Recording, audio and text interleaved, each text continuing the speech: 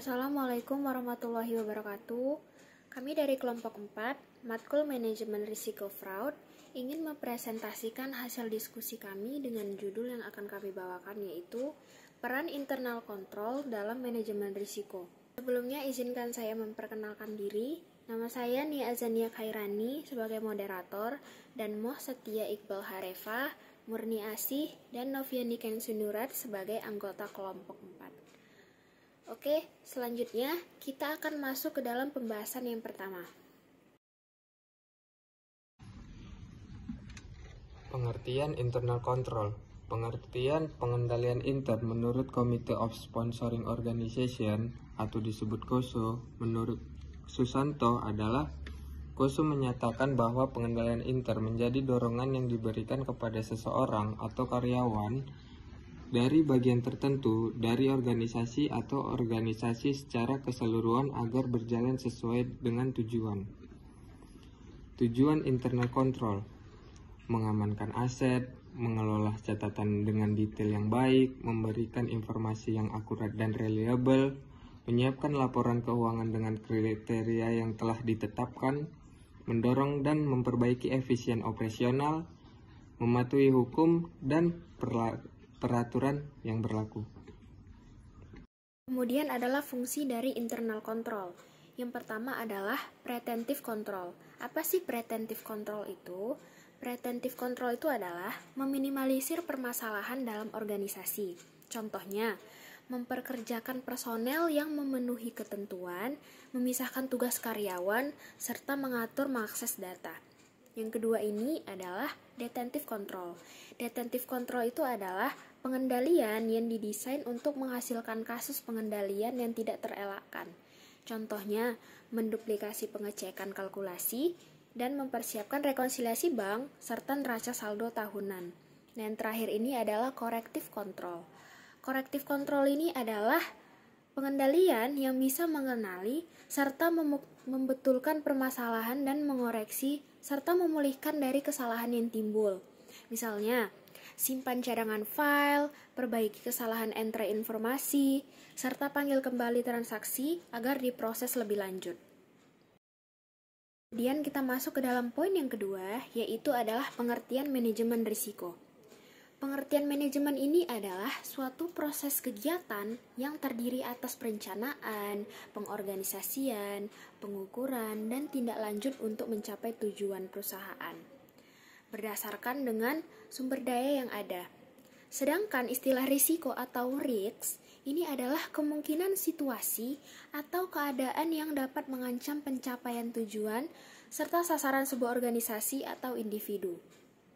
Menurut prinsip dan pedoman manajemen risiko ini adalah pengelolaan dan pengendalian risiko sedemikian rupa sehingga manajemen risiko ini adalah arsitektur manajemen risiko yang sistematis yang mencakup prinsip, kerangka kerja, dan proses manajemen risiko. Baiklah, terima kasih kepada moderator. Di sini saya akan menyampaikan materi selanjutnya tentang manfaat manajemen risiko. 1. Meningkatkan keuntungan perusahaan. Manajemen berfungsi untuk meminimalkan ancaman. Proses terhadap risiko juga dapat meningkatkan profitabilitas bisnis. Dengan menerapkan manajemen risiko perusahaan, kamu dapat melakukan analisis terhadap pengelolaan sumber daya yang mungkin tidak efisien atau efektif, sehingga meningkatkan kinerja keuangan. 2. Membantu perusahaan mencapai visi misi.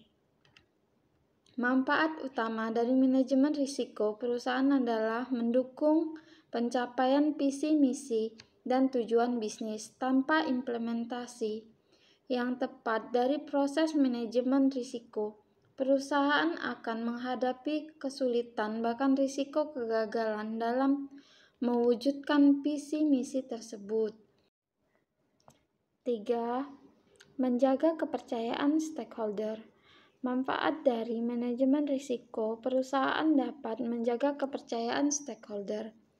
Jika perusahaan dapat membuktikan diri memiliki reputasi yang baik di mata stakeholder, kepercayaan ini akan terus terjaga.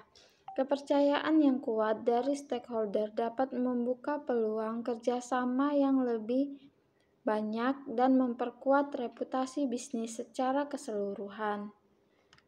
4. Mencegah perusahaan mengalami kolaps. Manfaat lainnya dari manajemen risiko adalah mencegah bisnis mengalami kegagalan total. Terdapat beberapa faktor yang dapat menyebabkan kebangkrutan perusahaan, mulai dari pengelolaan finansial yang kurang optimal hingga potensi penipuan. Proses manajemen risiko menjadi solusi efektif untuk menghindari risiko keuangan dan memitigasi potensi kebangkrutan.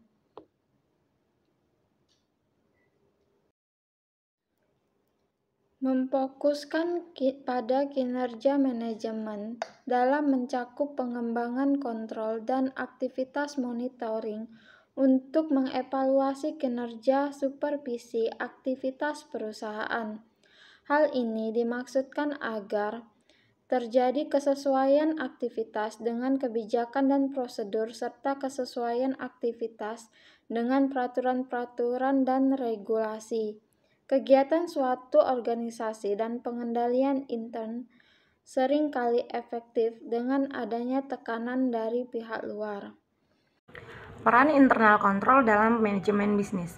Peran pengendalian internal dalam manajemen risiko adalah untuk mendukung manajemen dalam keberhasilan pelaksanaan fungsi kontrol, untuk memastikan bahwa tujuan bisnis berada di jalur dan terkait dengan tujuan bisnis. Kesimpulannya adalah, peran internal kontrol dalam manajemen risiko memastikan kinerja sistem pengendalian internal. Diperlukan suatu area untuk melakukan tugas pemanfaatan atau audit internal. Fungsi yang dimaksud adalah mengupayakan pencegahan dan pendeteksian penyimpangan atau fraud melalui pengembangan dan pemantauan pengendalian internal secara berkesinambungan. Pengendalian internal atau internal control memberikan manfaat bagi manajemen untuk memantau dan mengaudit berfungsinya sistem informasi akuntansi yang dirancang dengan dukungan auditor internal dan eksternal. Baik, selesai sudah presentasi dari kami, dari kelompok 4. Mohon maaf jika ada yang kurang. Wassalamualaikum warahmatullahi wabarakatuh.